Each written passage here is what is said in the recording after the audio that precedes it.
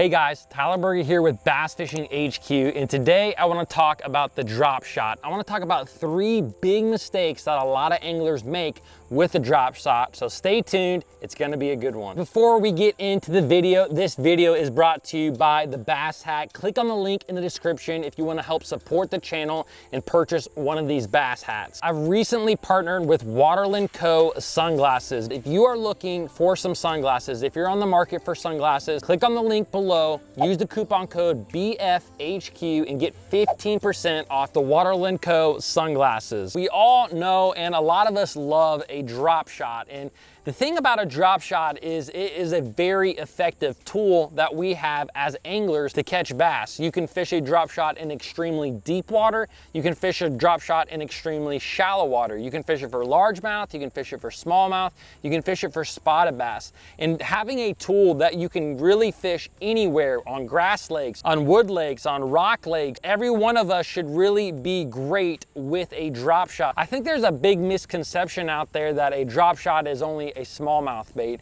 or a drop shot only catches small fish. That couldn't be further from the truth. A drop shot, like I said, is one of the best tools that we have as fishermen to catch bass. It's not just a smallmouth bait. You can catch fish all over the country with it. I've caught a lot of smallmouth with drop shots. I've caught a lot of spotted bass with drop shots, but I've also caught a lot of largemouth in dirty water lakes and in lakes down in the south, in Florida, and even on really big fish factories like Lake Chickamauga in Tennessee. I have used a drop shot, this exact drop shot, to catch a lot of big bass. So let's talk about 3 big mistakes a lot of anglers tend to make with a drop shot.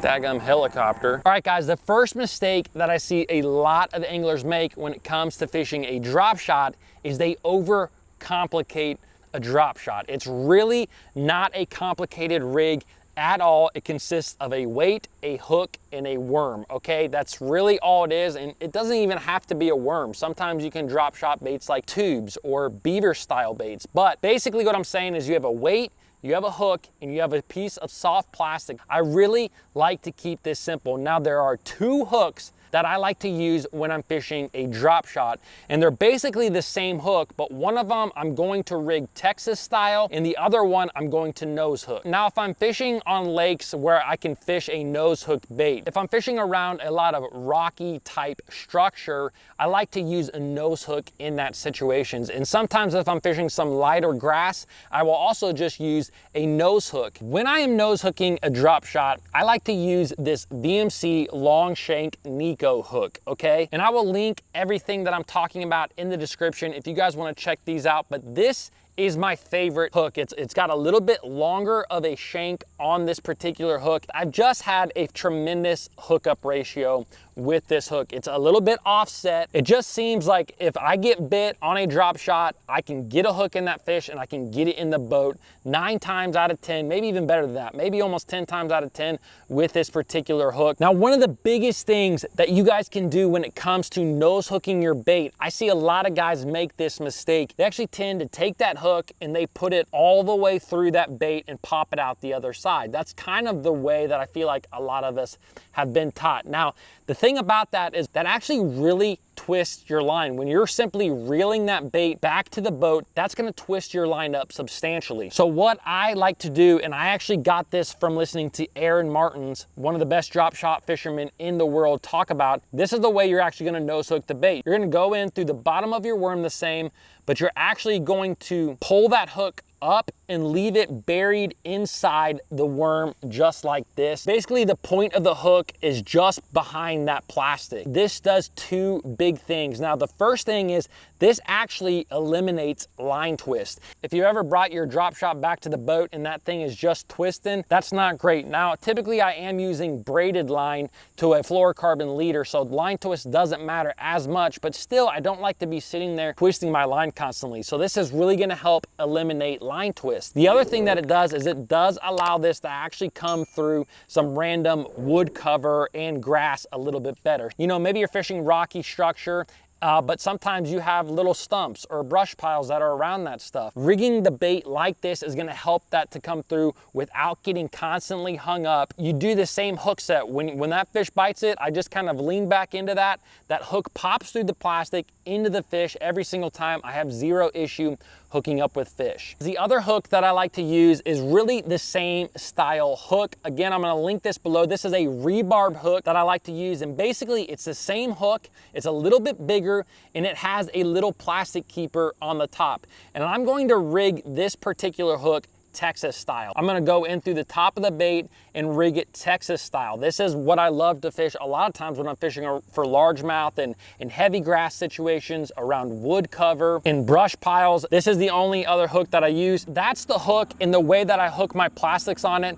The other part of your equipment is very simple. 7-foot, medium power rod. Usually I'm gonna use 10 or 15 pound braided line to an 8 to 10 pound fluorocarbon leader. Now, when I change that is just really dictated on where I'm fishing. If I'm fishing a little bit heavier cover, I might use 15 pound braid with a 10 pound fluorocarbon leader. If I'm fishing offshore in kind of open water situations, I'm gonna use that 10 pound braid with an 8 pound fluorocarbon leader. Sometimes I will go down to 6, but that is a rare circumstance. Then you have your leader going to a cylinder style drop shot weight. This is the weight that I use every single time. I literally don't use any other weight. Most of the time I'm just using a lead weight because I pour them myself. Every now and then, maybe in tournament situations, I will go to a tungsten weight just to help me get a little bit better feel of the bottom. But for the most part, I'm just using your typical lead weight. If I'm fishing less than 10 foot of water, I'm gonna use a 1/4 ounce weight. If I'm fishing between 10 and 20 foot of water, I'm gonna use a 3/8 ounce weight.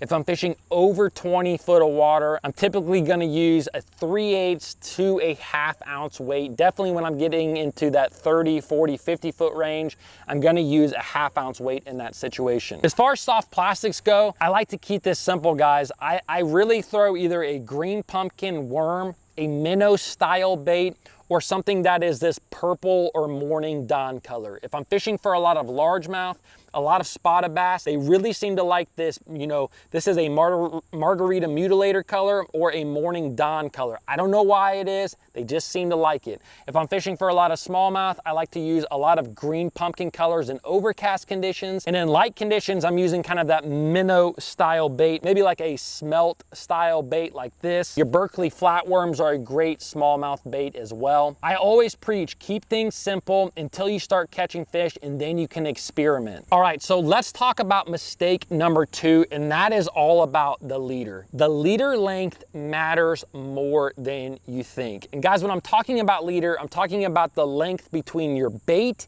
and your weight. I still use the same hook, the same weight, the same rod, reel, line combo all the time, but the biggest thing that I toy with is my leader. This is what I'm going to tell you. This is the biggest mistake. I feel like a lot of anglers simply just tie on that 12 to 15 inch leader, and that's what they use. They simply tie that on and that's what they use. That is a no-no, okay? That leader length can work a lot of times, but I have seen it be a huge difference to go down to actually a really small leader. Sometimes I might use a leader that's only 4 or 5 inches, literally a very small leader. If I know that those fish are feeding on the bottom, I like to fish a very small leader. Now, one of the biggest things that I don't see anyone doing is using a pretty long leader. I'm talking about a 3-foot leader on your drop shot. A lot of times, especially in later summer periods, those fish are gonna pull off the bottom, and they're not necessarily gonna suspend 10 foot high.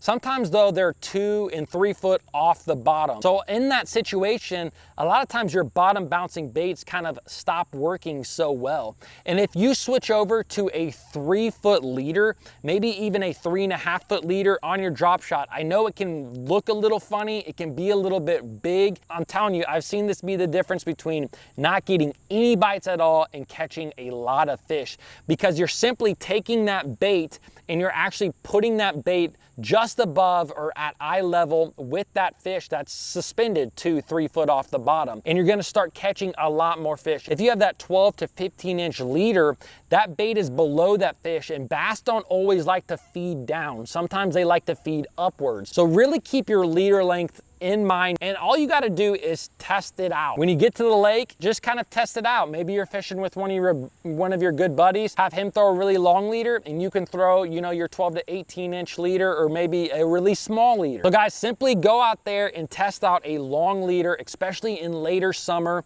I'm telling you what, it can make a huge difference in catching a lot of fish. All right guys, the third mistake that I see a lot of anglers make with a drop shot is they impart too much action in their drop shot. This is a finesse technique, right? This is a finesse style of catching bass. And a lot of times the reason why finesse baits work so well is because they don't have a tremendous amount of action, right? If a bass really wants a lot of action, they're probably gonna hit a crawl or a jig, you know? So guys, just remember that when you're fishing a drop shot. I remember fishing on Lake St. Clair a long time ago with one of my best friends and my uncle, and we were all fishing drop shots, and guys, they were sitting there really just bouncing and twitching that drop shot. They were constantly moving it. I was over there literally just casting and dragging it. That's all I was doing. I was really not imparting any action on it, and I was catching about 5 times as many bass as they were, including a 6-pound smallmouth, which was awesome. So remember, a drop shot is a finesse technique. A lot of times you have to just cast it out there and drag it, you know, or just literally drop it straight vertically down and just let it sit there. You do not have to impart a lot of action. You do not have to sit there and twitch that bait to get bit on a drop shot. It is a finesse technique, so fish it in a finesse way. I hope that you enjoyed this video. I hope that you understand some of the mistakes that I've talked about here, and I hope that you start catching a lot more bass on a drop shot. If you guys enjoyed this video, give me a like, comment below if you have a question, and don't forget to subscribe. I'll see you guys in the next video.